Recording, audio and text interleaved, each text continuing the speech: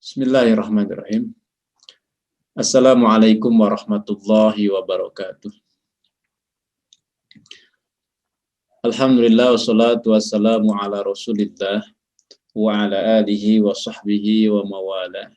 Asyhadu an la ilaha illallah wahdahu la syarikalah wa asyhadu anna Muhammadan abduhu wa rasuluhu alladzi la nabiyya wa la rasula ba'dah. Faqad qala ta'ala fil Qur'anil Karim wa huwa asdaqul qailin. A'udzu billahi minasy syaithanir rajim. Bismillahirrahmanirrahim. Ya ayyuhalladzina amanu taqullaha haqqa tuqatih wa la tamutunna illa wa antum muslimun.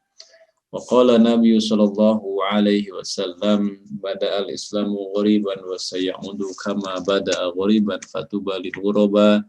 Wa qala aidan nadarallahu imra'an sami'a minna syai'an faballaghahu kama sami'a faruba muballagin au amin sami'in. Sadaqallahul azim wa sadaqa rasul nabiyil karim. Alhamdulillah, nikmat dari Allah Subhanahu wa taala kepada kita semua pada kesempatan yang berbahagia ini, di saat yang penuh dengan keberkahan ini, di subuh hari yang Allah janjikan keberkahan untuk mereka yang menghidupkan dari mulai sepertiga malam, sholat subuh dan tidak tidur lagi setelah sholat subuh. Mudah-mudahan kita termasuk di dalamnya, yakni termasuk yang senantiasa istiqomah di dalam menghidupkan waktu subuh kita dalam berbagai bentuk kebaikan. Shalawat dan salam keselamatan senantiasa kita sampaikan kepada Kanjeng Nabi Muhammad Sallallahu Alaihi Wasallam, keluarga, sahabat, dan kepada seluruh umatnya hingga akhir zaman.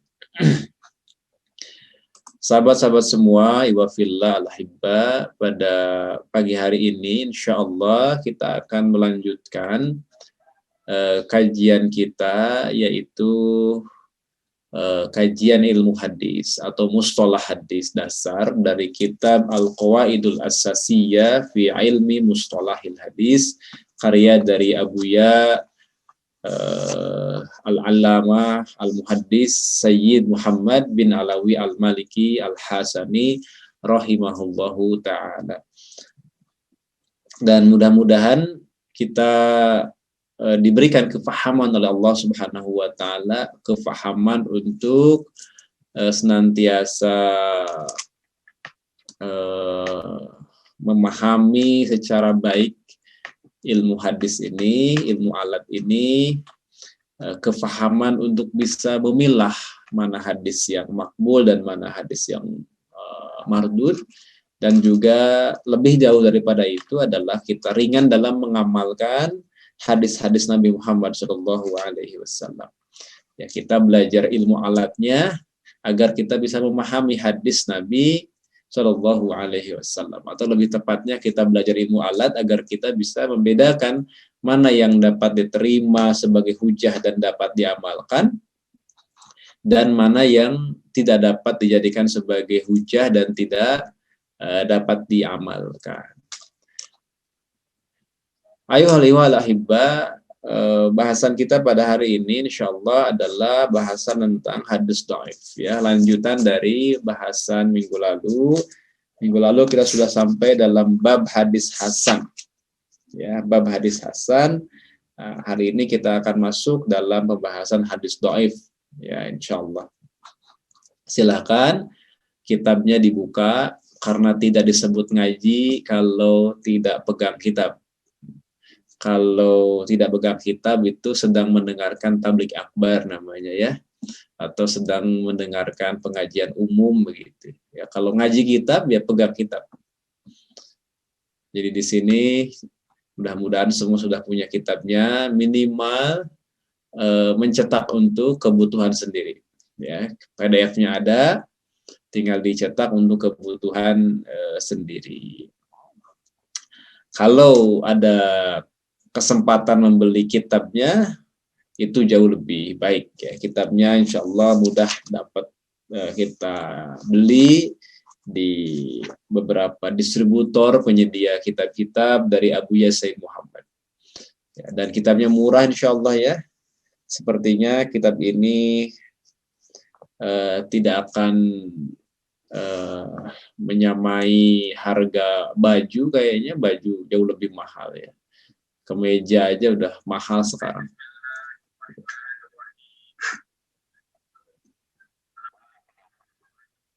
Ya, boleh. Sebagai sebagai bukti bahwa sudah memiliki kitabnya, ya boleh diangkat, coba dinyalakan videonya lalu kemudian diangkat kitabnya. Nah, alhamdulillah. Terutama yang di Zoom ya, yang di YouTube nggak kelihatan. Alhamdulillah sudah ada kitab. Sebagian maksudnya ya, sebagian tapi masih menutup diri untuk tidak menunjukkan. Alhamdulillah ada ya.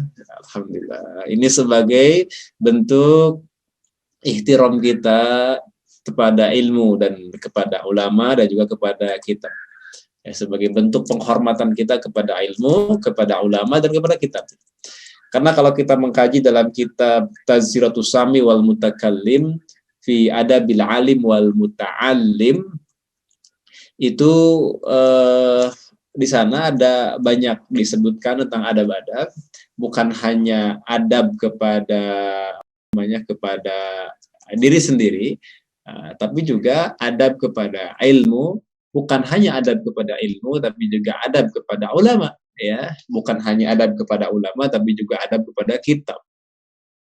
Jadi kitab itu memiliki hak ya, untuk diperlakukan dengan sebaik-baiknya. Agar kita bisa memperlakukan kitab ya dengan sebaik-baiknya, maka tentu saja kita harus apa?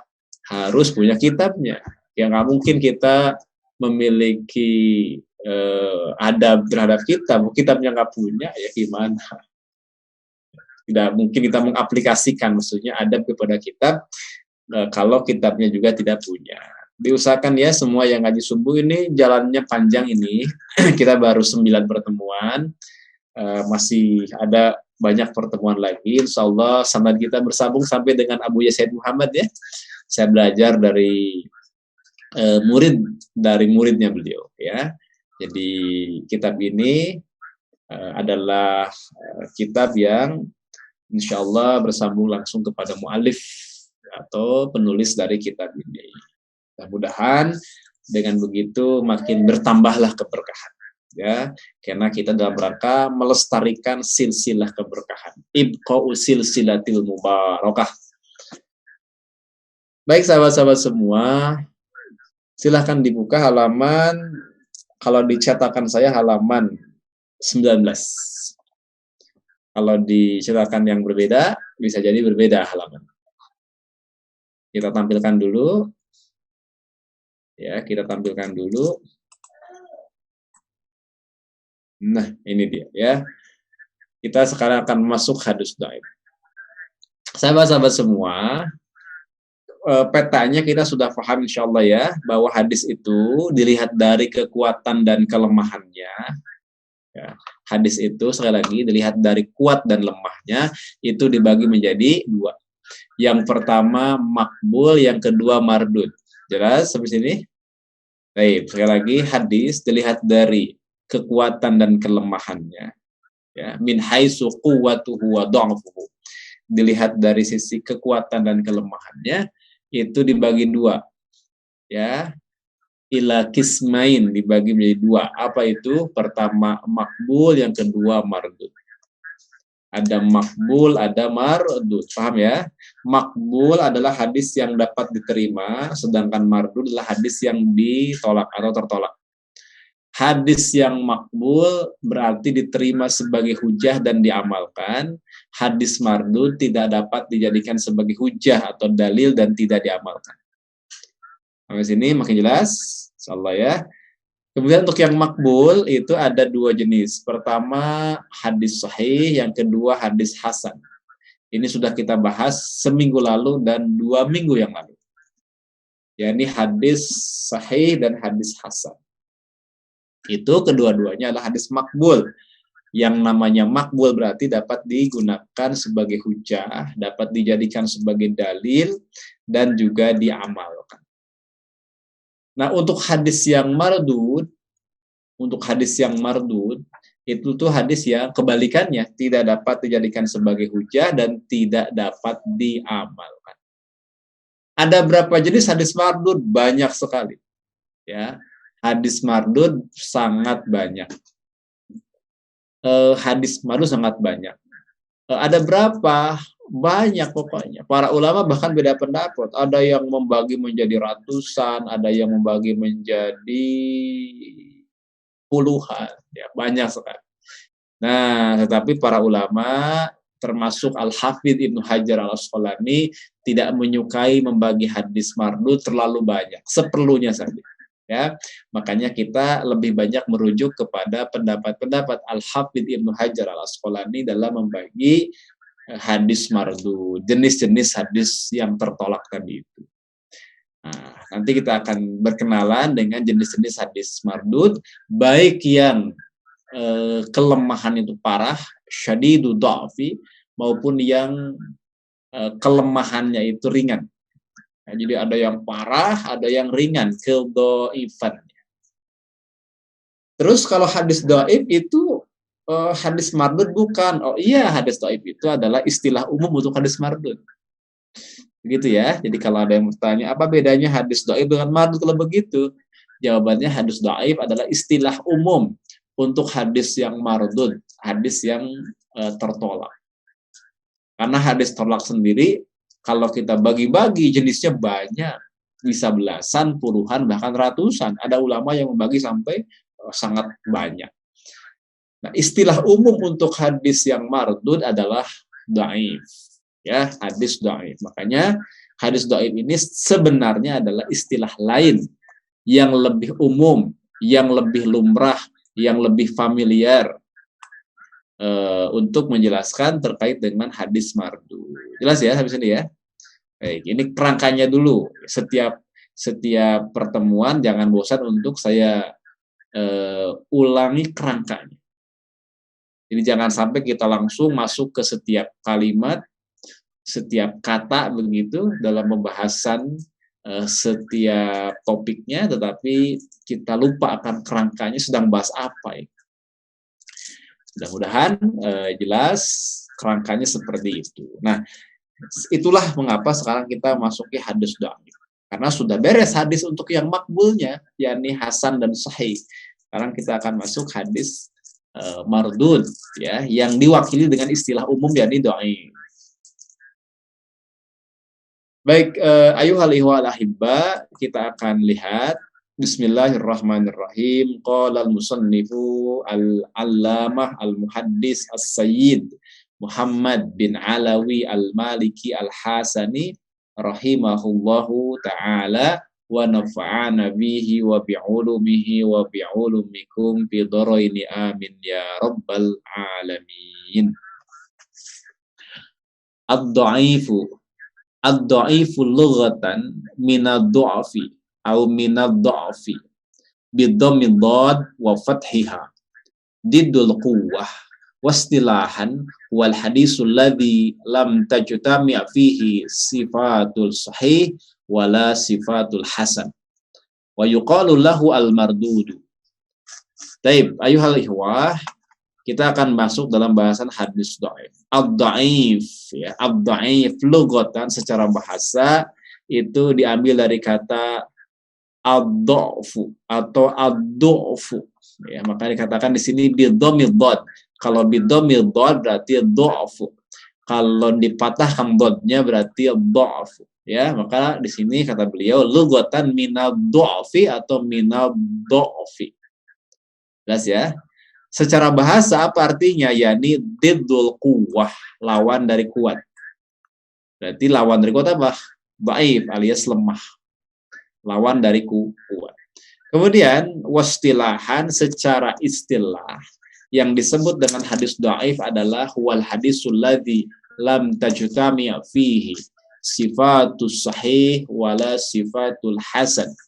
yakni hadis yang tidak terkumpul di dalamnya sifat hadis sahih dan sifat hadis hasan. Ya, jadi hadis yang tidak terkumpul yang tidak memenuhi di dalamnya sifat atau ciri hadis sahih dan ciri hadis hasan. Atau sebenarnya para ulama cukup saya mengatakan wala tajtami fihi sifatul hasan, cukup.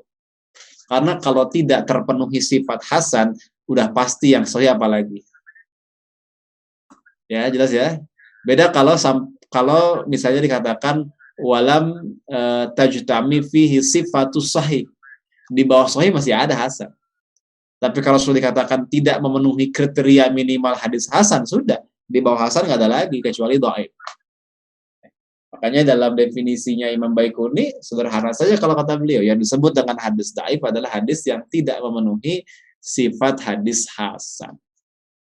Ya, itulah yang disebut dengan hadis dhaif. Kalau di sini disebutkan lebih lengkap, yang disebut dengan hadis dhaif adalah yang tidak terpenuhi sifat hadis sahih dan sifat hadis hasan.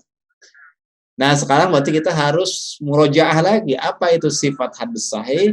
Apa itu sifat hadis hasan? Tidak boleh lupa itu. Mutlak tidak boleh lupa. Harus sering digaji, harus sering dibuka, dibaca, dimurojaah ya. Sifat hadis sahih atau sifat hadis hasan itu 5. Ada berapa? 5. Yang pertama apa? Ittisalus sanad. Sanadnya bersambung. Yang kedua adalatur ruwah, rawinya adil. Para rawinya adil. Yang ketiga dhabtur ruwah, para rawinya dhabit. Yang keempat adalah adamus syuduz, tidak ada syadz, tidak ada kejanggalan. Yang kelima adamul illah, tidak ada cacat yang tersembunyi.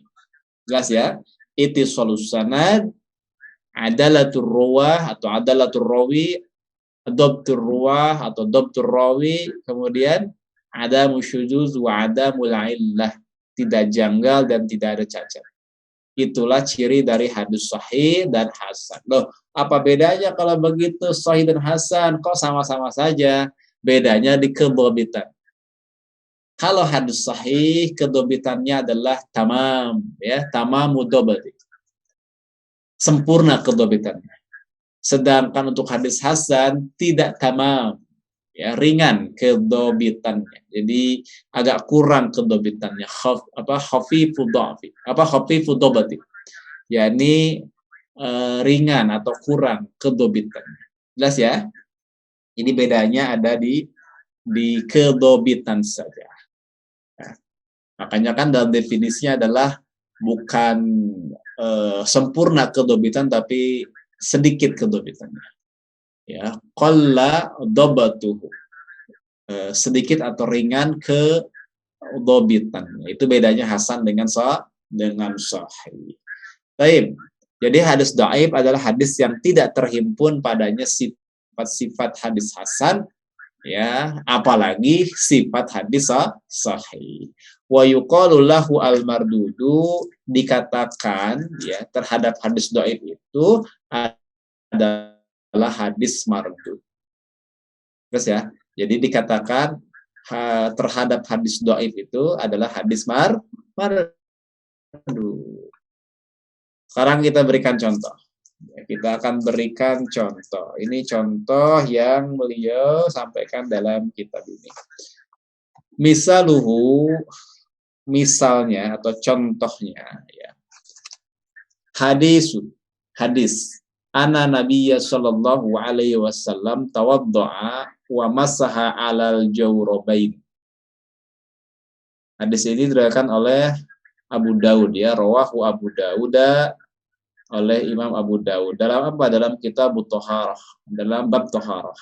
Khususnya adalah babul masah, yakni subbab tentang masah, tentang mengusap alal jawrabain, terhadap dua jawrab. Jawrab itu adalah kurang lebih kaos kaki. Ya, kaos kaki. Dikatakan oleh beliau fahada dhaifun, hadis ini adalah dhaif. Kenapa dhaif? Li'annahu yurwa an Abi Qaisin al-Audi wa huwa dhaifun. Karena sesungguhnya hadis ini diriwayatkan dari seorang rawi. Jadi dalam sanadnya ada seorang rawi yang bernama Abu Qais, ya, Abu Qais al-Aud. Yani Abu Qais ini wa huwa dhaifun, yakni seorang yang dhaif, atau dalam pandangan ulama lain disebutnya adalah mutakallam fi. Ya, di dalam kitab Manhalul Latif dikatakan Abu Qais ini adalah mutakallamun fihi, yakni diperbincangkan oleh para ulama karena dhaif. Jelas ya? Oleh karena itu hadis tentang Nabi itu berwudu cukup dengan mengusap kaos kaki itu dhaif. Dan ini menjadi pegangan jumhur ulama, tidak bisa mengusap kaos kaki. Kaki itu harus dibasuh. Tidak cukup dengan mengusap kaos kaki. Memang ada mazhab yang menerima hadis ini dan menetapkan syariat tentang cukup mengusap kaos kaki. Ya, ini menurut mazhab Hanbali, gitu ya. Di dalam mazhab Hanbali disyariatkan untuk cukup mengusap kaos kaki. Saya melihat beberapa postingan dari seseorang atau dari beberapa orang yang saya kenal, kemudian terkait dengan misalnya tata cara wudhu, ya, tata cara wudhu, terutama misalnya bagi perempuan yang tidak memungkinkan tidak memungkinkan membuka sepatu atau kaos kakinya lah ya, kaos kakinya, maka cukup dengan mengusap kaos kaki. Ya. Itu adalah pendapat dalam mazhab Hanbali sebenarnya. Nggak tahu yang bersangkutan mazhabnya apa. Ya, itu mazhab Hanbali. Dan itu bukan pendapat yang disepakati oleh mazhab Syafi'i, Maliki. Ya. Nah, ini kan Maliki ini. Karena hadisnya dhaif. Ya, hadisnya dhaif. Dan tidak layak dijadikan sebagai hujah, apalagi diamalkan. Dan tidak ada kompromi kalau dalam masalah ahkam atau hukum harus sahih dalilnya. Dhaif ringan tuh nggak bisa digunakan. Dhaif ringan masih bisa digunakan kan dalam apa? Dalam fadhailul a'mal, di dalam keutamaan amal, di dalam targhib wa tarhib, ya, dalam motivasi, ancaman, begitu ya. Kalau dalam ahkam nggak bisa. Makanya kita harus betul-betul tertib, terutama dalam konteks fikih ya, harus tertib. Jadi saran saya untuk fikih itu mulailah dari fikih mazhab, ya, dari fikih mazhab biar kita tertib dalam beribadah, tertib dari mulai toharohnya, misalnya puasa sholatnya, puasanya, zakatnya, hajinya, terus sampai dengan masalah-masalah fikih yang lain supaya tertib. Jadi berangkat dari fikih mazhab. Jadi jangan berangkat dari searching di internet. Nah, kalau dari searching nanti repot. Hukum mengusap kaos kaki, ya. Hukum mengusap kaos kaki di dalam wudhu misalnya. Oh, nanti akan muncul itu. Ya, akan muncul situs-situs yang memang rankingnya itu tinggi. Saya juga punya website, tapi ya begitu ya,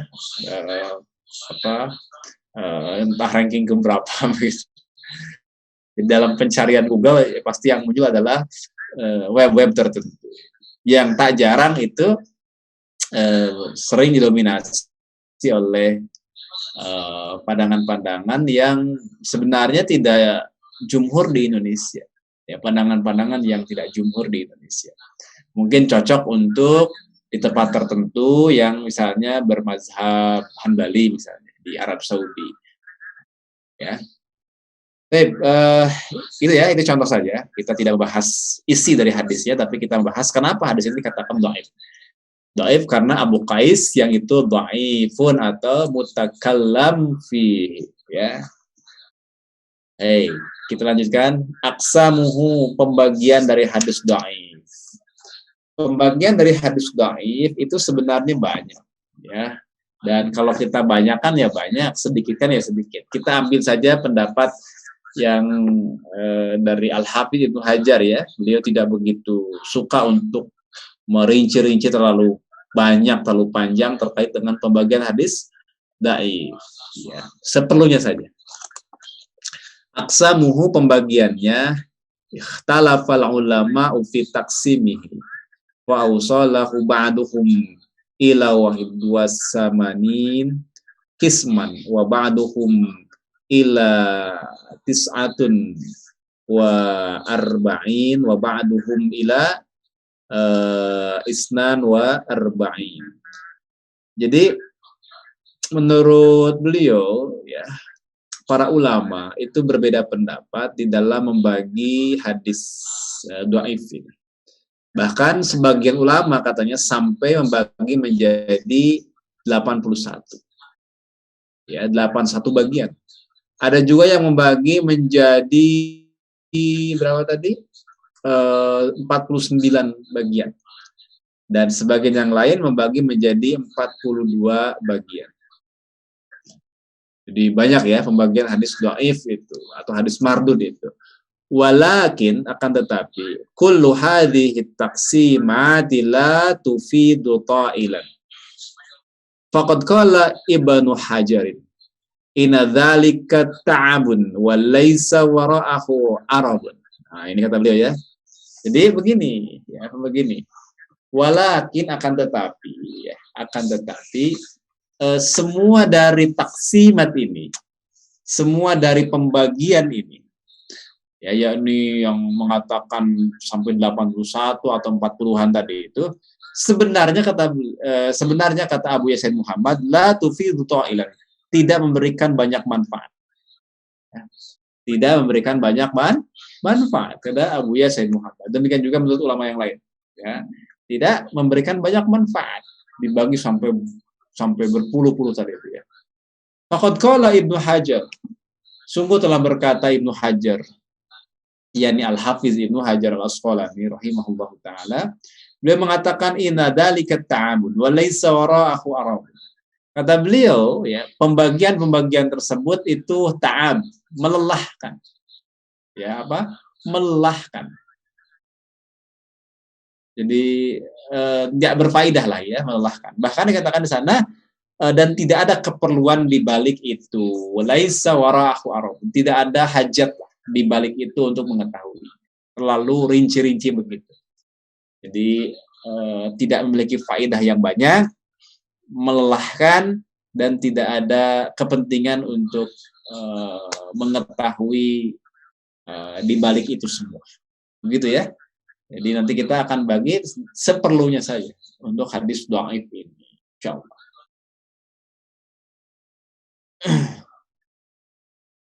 Baik, ta'ab itu lelah ya, melelahkan.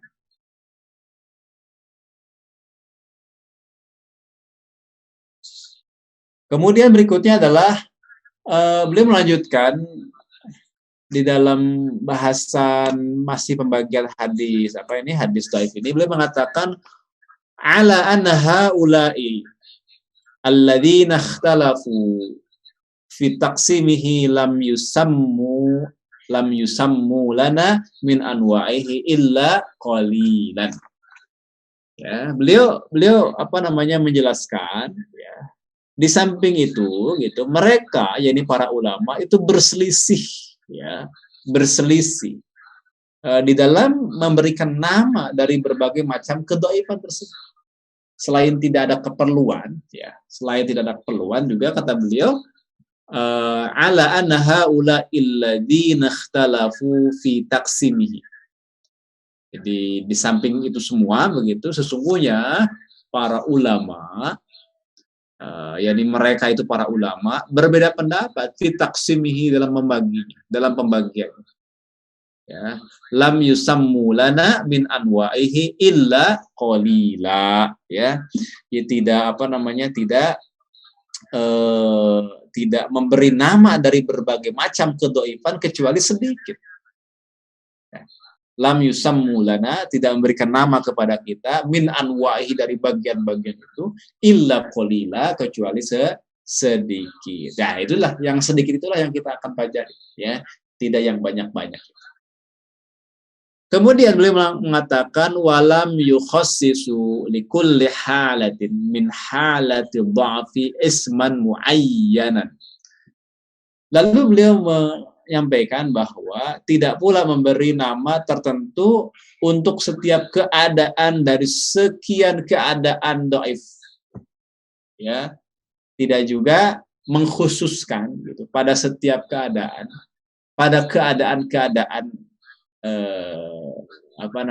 kedhaifan hadis isman muayyanan, satu nama tertentu, enggak juga gitu. Karena itu memang betul kata beliau bahwa itu adalah la tufidu ta'ilan, tidak memberikan manfaat banyak ya.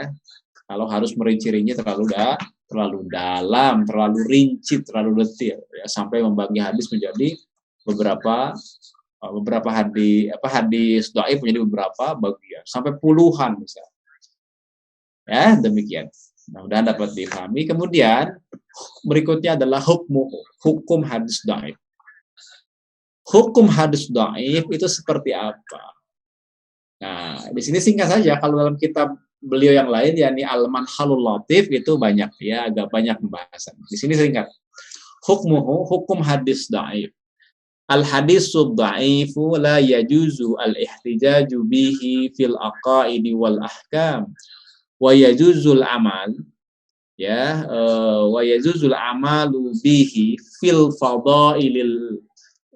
fadaili wat targhibi wat tarhibi wa zikril manaqib bi syurutin mufassalatin fi mawadhi'iha.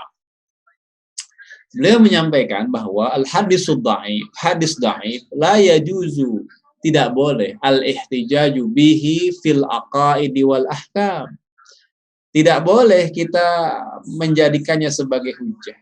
Tidak bisa dibuat hujjah, tidak bisa dijadikan sebagai dalil fil aqaid, di dalam akidah, wal ahkam, dan juga dalam hukum-hukum. Baik akidah atau hukum enggak boleh. Ya, sekali lagi, la yajuzu al-ihtijaju bihi fil aqaidi wal ahkam. Tidak boleh. Dalam akidah dan dalam hukum-hukum. Tetapi para ulama masih mengatakan wa yajuzul amal. Masih boleh untuk beramal bihi dengan hadis dhaif fil fadaili. Dalam fadail. Apa fadail itu? Dalam keutamaan amal. Ya, untuk memotivasi amal ya. Wat targhibi, dan dalam motivasi, wat tarhibi, dan dalam ancaman, wa zikril manaqib, dan dalam menyebutkan biografi manaqib, bisyurutin, dengan syarat-syarat mufassalah yang terperinci fi mawadhiha, yang dijelaskan pada topik tersendiri ya, begitu, pada topik yang khusus pada tempat. Sahabat-sahabat semua, wafilah dirahmati Allah Subhanahu wa taala, dalam kitab beliau yang lain, ini udah selesai ya, hadis dhaif dalam bahasan kitab Al-Qawaidul Asasiyah itu beres segini, ringkas saja. Ya, ringkas saja. Nah, saya tambahkan faidahnya dalam kitab beliau yang lain, ini kitabnya. Ya, ini adalah Al-Manhalul Latif fi Usulil Hadis Syarif. Manhalul Latif di dalam usul hadis asy-syarif. Masih karya dari Abu Said Muhammad bin Alawi Al-Maliki Al-Hasan. Kalau ini kan kitabnya ringkas ya. Ini ringkas kitabnya. Kemudian kalau ini jauh lebih lengkap, lebih tebal. Saya tambahkan beberapa faedah dari kitab beliau yang lain.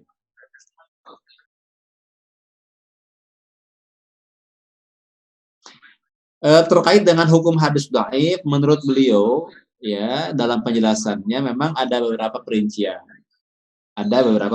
Yang pertama tentu saja, awalan al-hadisud dhaif la yu'malu bihi fil aqaidi wal ahkami wa yajuzul amalu bihi fil fadaili wat targhibi wat tarhibi waz zikril manaqib. Wa hadha huwa al-mu'tamadu 'inda al-a'immah wa illa fa inna fil mas'alati khilafan. Beliau menyampaikan yang pertama, hadis dhaif tidak dapat digunakan, maksudnya dijadikan sebagai hujjah, dalil fil aqaidi, dalam akidah wal ahkami, maksudnya dalam berbagai pembahasan akidah ya, dalam berbagai pembahasan akidah, wal ahkami dan hukum-hukum, wa yajuzu dan boleh katanya beramal bihi dengannya fil fadail dalam fadail, wat targhib dalam motivasi, wat tarhib dalam ancaman, wa zikril manaqib dalam penyebutan biografi, wahada ini penting, wahada dan ini huwal mu'tamadu indal a'immah adalah pendapat yang menjadi rujukan menurut para imam-imam. Meskipun demikian katanya fa inna fil mas'alah khilafan, memang perkara ini adalah terjadi perbedaan di kalangan para ulama. Apakah hadis dhaif ditolak mutlak? Apakah hadis dhaif diterima mutlak? Ataukah hadis dhaif itu memang seperti ini ya, ditolak secara mutlak kalau dalam masalah akidah dan hukum, tapi diterima dengan syarat kalau masih dalam fadailul amal, targhib wa tarhib dan zikrul manaqib. Dan inilah pendapat yang jumhur untuk hadis yang kelemahannya ringan, itu masih dalam batas yang dapat digunakan dalam fadail, targhib wa tarhib. Tapi ada syaratnya, ada syaratnya. Tidak semua hadis dhaif. Ma'anal ladina ajazul amal bihi ja'alu lidzalika syurutan zikrahul hafiz ibnu hajarin wahiyah. Enggak sembarangan. Hadis dhaif boleh digunakan untuk fadail, targhib wa tarhib dan zikrul manaqib. Pokoknya apapun yang dhaifnya, bagaimanapun kondisinya kita bisa gunakan untuk targhib wa tarhib dan fadail amal, enggak bisa. Kenapa? Harus memenuhi syarat. Syuruton zikraha al-hafiz ibnu hajarin. Al-Hafiz Ibnu Hajar telah menyebutkan syarat-syaratnya ya, ja'alu lidzalika syurutan. Apa saja syarat-syaratnya? Yang pertama adalah ayyakuna fil fadailil amaliyati kama taqaddam. Jadi keberadaannya di dalam fadail amaliyah ya, dalam keutamaan-keutamaan amal yang sifatnya praktis sebagaimana yang disebutkan sebelumnya. Yang kedua, Allah yashtadda dha'fuhu fala yu'malu bima infarada bihil kazzabu wal muttahamu bil kazib wa man fahusha ghaladuhu. Jadi syarat yang kedua adalah kedoifannya bukan kedoifan yang parah, tidak bisa.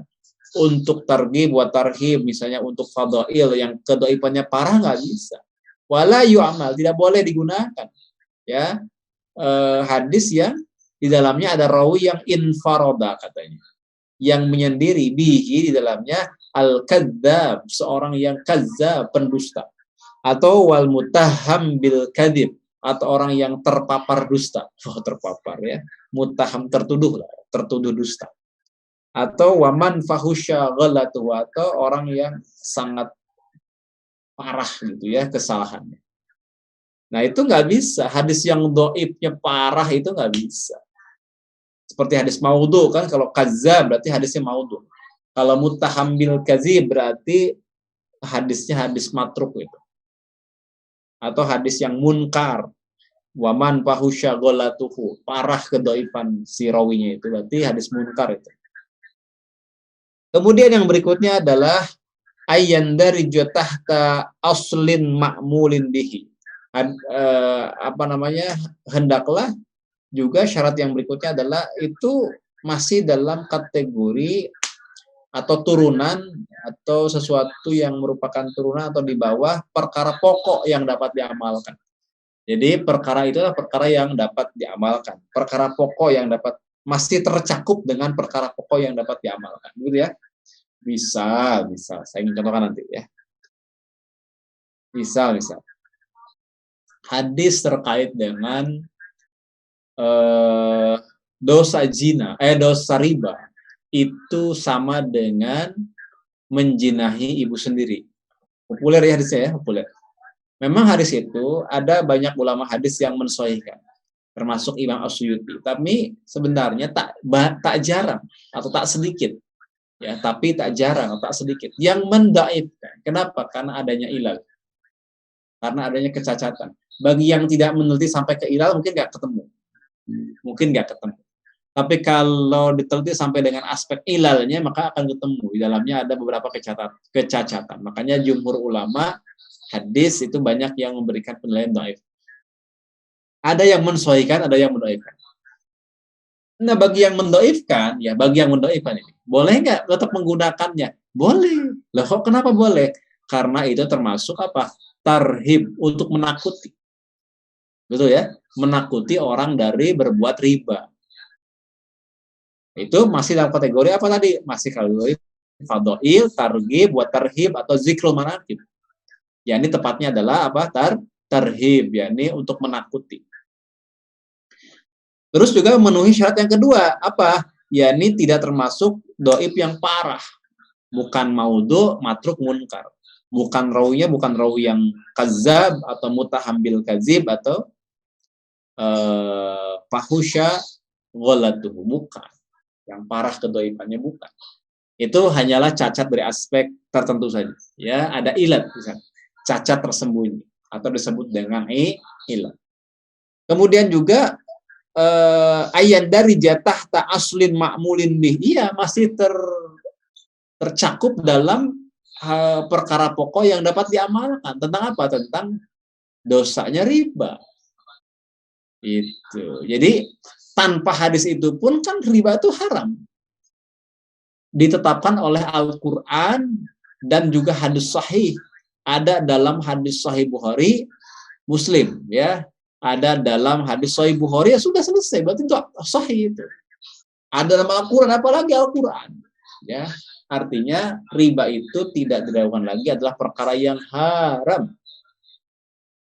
Tanpa hadis tentang dosa riba seperti menjinahi ibu sendiri juga riba tetap haram. Nah, ini untuk penguat saja, menakuti.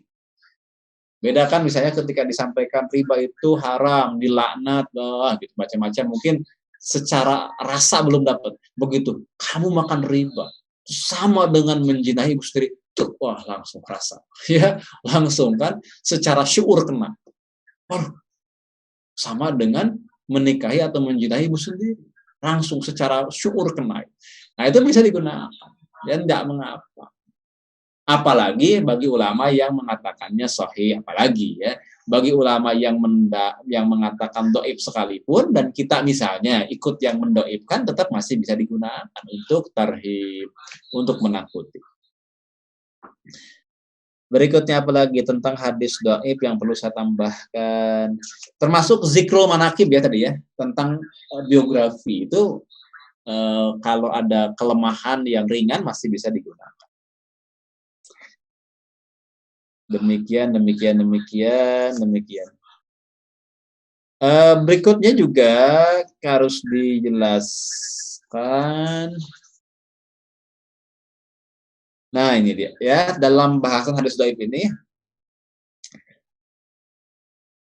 beliau mengatakan man ra'a hadisan bi isnadin dhaifin, barang siapa yang melihat hadis dengan sanad yang dhaif, falahu ayyakula huwa dhaifun bihadzal isnad wala yaqul dhaiful matni atau dhaiful hadis. Nah, ini harus hati-hati kita. Jadi katanya barang siapa yang melihat hadis bi isnadin dhaifin, pada sanadnya ada kedhaifan, falahu maka baginya ayyakula hendaklah berkata huwa dhaifun, ini ada dhaif bihadal isnad, dengan sanad ini. Nah, jadi kalau yang dhaif itu baru sanadnya, kita harus katakan dhaiful isnad, dhaif sanadnya, atau dhaifun bihadal isnad, dhaif dikarenakan sanadnya ini. Jadi kita tidak boleh mengatakan apa? Tidak boleh mengatakan dhaiful matan atau dhaiful hadis, nggak boleh. Kenapa? Karena baru meneliti, mengetahui sanad. Sedangkan untuk menilai sebuah hadis tidak hanya mempertimbangkan misalnya itisal sanadnya, tapi juga kita harus melihat apanya? Rawinya, ya, keadilannya, kedobitannya. Dan juga belum cukup. Masih harus ada aspek lain, apa itu? Mengecek apa ada tidaknya syad, kejanggalan, atau apakah ada tidaknya ilat atau kecacatan. Contoh misalnya ada hadisnya apa? Hadisnya sahih secara sanad. Lantas kita katakan hadis ini Sahih secara mutlak nggak boleh, jangan dulu. Cukup katakan hadis ini sahih secara sanad, sahihul isnad. Karena boleh jadi ketika digabungkan dengan perkara lain, ya digabungkan dengan jalur yang lain maksudnya, ya dengan turuk yang lain, turuk ukhra, ternyata bertentangan dengan riwayat lain yang lebih thiqah, maka hadis yang awalnya sahih dari sanadnya karena bertentangan dengan hadis lain, dengan riwayat lain, dengan jalur lain yang lebih thiqah, maka hadis ini menjadi syadz, dan hadis syadz adalah dhaif. Begitu ya. Atau sebaliknya, hadisnya dhaif secara sanad. Jangan katakan hadis ini dhaif secara mutlak. Jangan dulu, cukup katakan hadis ini dhaif secara sanad. Kita juga harus himpun jalur lain, ya, jalan-jalan yang lain, apakah mutabinya ataukah syawahidnya. Karena boleh jadi hadis yang awalnya dhaif secara sanad ternyata dikuatkan oleh jalur yang lain. Maka statusnya naik kalau begitu kan, menjadi sahih li ghairihi, atau sahih karena banyaknya jalan. Sahih karena apa? Bikasratit turuq, dengan banyaknya jalan. Jadi disinilah pentingnya nanti kita mempelajari terkait dengan jam'u turuq, yakni menghimpun jalur-jalur hadis. Berarti kita harus mengetahui ta'adud turuq, ta'adudnya jalan-jalan periwayatan hadis. Ya. Jadi kalau Ustaz Siddiq Al-Jawi dalam 2 seri membahas tentang seri ta'adud, nanti juga dalam hadis banyak bahasan ta'adud ya, tapi ta'adud riwayat, berbilangnya jalur periwayatan hadis. Kalau kata Ustaz Siddiq Al-Jawi ta'adud itu mubah, maka kalau dalam ilmu hadis mengetahui ta'adud hadis itu wajib. Wajib.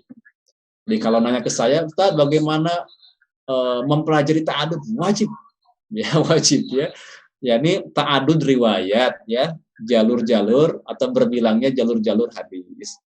Karena tanpa ta'adud kita tidak mungkin bisa mengetahui adanya syawahid dan mutabi. Tanpa adanya ta'adud tidak mungkin kita mengetahui hadis ini syadz atau tidak.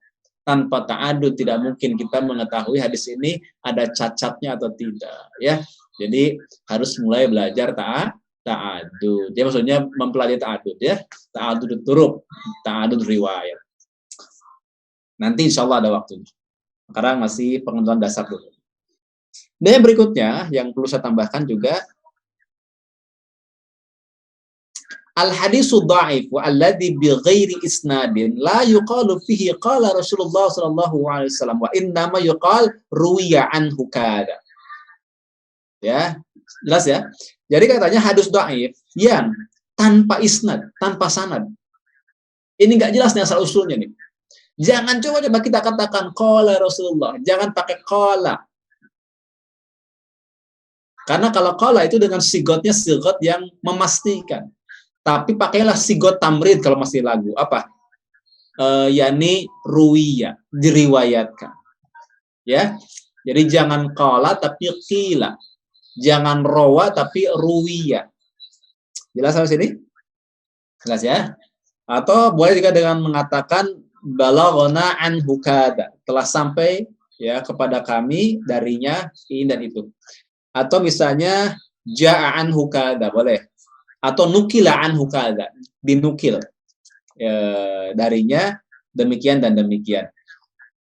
Dan yang semisalnya. Dan itu semuanya adalah min siyaghi tamrid, yakni dengan sigat tamrid ya. Pakai dengan sigat tamrid. Apa itu sigat tamrid? Sigat yang menunjukkan belum pasti. Ya, belum pasti. Tapi kalau itu udah betul maka pakainya sigat jazm ya. Amma sahih, kalau sahih maka pabis sigatil jazmi, dengan sigat jazm. Paham ya? Jadi kalau ada hadis yang nggak jelas nih, kita nggak tahu nih asal usulnya, nggak tahu, maka kita mencoba untuk mengutip, bisa jangan qala Rasulullah sallallahu alaihi wasallam, tapi qila. Bukan qala, tapi qila dikatakan. Bukan rawa, tapi ruwiya. Telah diriwayat, ya, dibuat negatif, dibuat tidak ada fa'ilnya. Ya, dibuat negatif, dibuat sigot tamrid. Terakhir, masih dalam bahasan beliau di sini.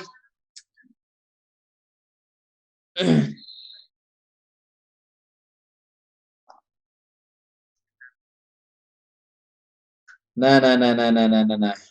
Ini juga penting untuk kita apa namanya jelaskan terkait dengan kalau saya tambahkan misalnya apa saja kitab hadis yang menghimpun hadis dhaif. Oh, banyak ya. Kitab hadis yang menghimpun hadis dhaif banyak. Ada misalnya kitab-kitab yang disusun untuk menjelaskan mengenai hadis-hadis dhaif seperti kitab Ad-Du'afa karya Ibnu Hibban. Itu himpunan hadis-hadis dhaif. Atau dalam kitab Mizanul I'tidal karya Imam Az-Zahabi juga sama menghimpun hadis-hadis dhaif. Atau kitab-kitab yang lain. Termasuk kitab-kitab yang khusus misalnya ada kitab-kitab hadis seperti Al-Marasil karya Abu Daud berarti menghimpun hadis-hadis mursal semua. Ya, atau misalnya kitab Al-Ilal karya Imam Daraqutni berarti menghimpun hadis-hadis yang ada cacatnya saja, begitu ya. Jadi kitab-kitab yang secara khusus membahas terkait dengan hadis hadis dhaif itu banyak contohnya ya, banyak contohnya termasuk tadi yang saya sebutkan Ad-Du'afa Ibnu Hibban, kemudian Mizanul I'tidal karya Imam Az-Zahabi, kemudian juga kitab Al-Marasilnya Abu Daud dan kitab Ilalnya Imam Daraqutni ya, yang khusus, kitab khusus. Kalau yang tidak khusus ya hadis dhaif tersebar dalam kitab-kitab induk yang lain. Contoh dalam Musnad Ahmad ada hadis dhaifnya, dalam Sunan Ibnu Majah ada hadis dhaifnya, begitu ya. Kemudian di dalam Sunan An-Nasa'i juga ada ilalnya. Dalam Sunan At-Tirmizi juga ada yang dhaifnya, begitu ya. Jadi tersebar di dalam kitab-kitab induk kalau hadis dhaif. Tapi kalau pertanyaannya kitab khusus ya tadi ya Pak ya. Ad-Du'afa Ibnu Hibban, Mizan I'tidalnya Az-Zahabi dan yang semisalnya. Atau Ibn Jauzi misalnya menulis kitab juga Al-Maudu'at ya, menghimpun hadis-hadis maudhu. Meskipun sebenarnya dikritik juga karena nggak semuanya maudhu ya. Ada juga yang hanya dhaif bahkan ringan tapi dianggap maudhu oleh Ibnu Jauzi karena beliau terlampau ketat. Baik, barangkali itu mudah-mudahan bermanfaat untuk kita semua. Masih ada waktu, kalau ada hal yang mau didiskusikan silahkan. Barakallahu li wa lakum. Wassalamualaikum warahmatullahi wabarakatuh.